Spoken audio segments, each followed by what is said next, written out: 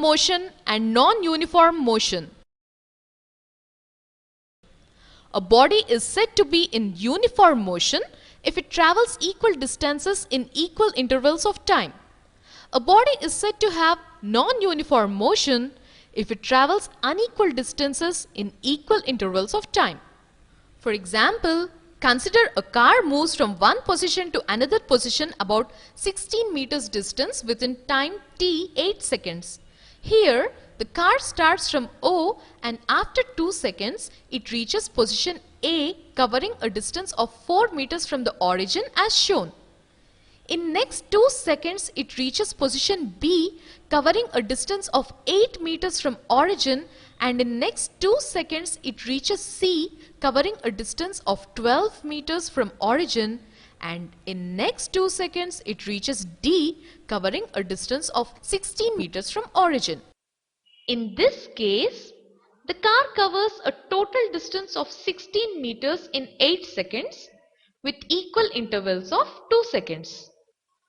It means that the distance covered by the car is directly proportional to the time. From this illustration, we can conclude that the car had travelled equal distances in equal intervals of time. So, this type of motion is known as uniform motion. Another example. Consider a car moves from one position to another position about 16 meters distance within time t 8 seconds. Here, the car starts from O and after 2 seconds it reaches position A covering a distance of 2 meters from the origin as shown.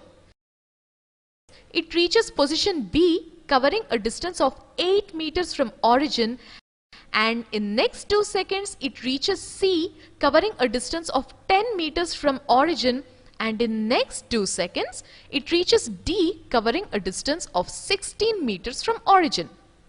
In this case, the car covers a distance of 16 meters in each 2-second interval. From this illustration, we can conclude that the car had travelled unequal distances in equal intervals of time.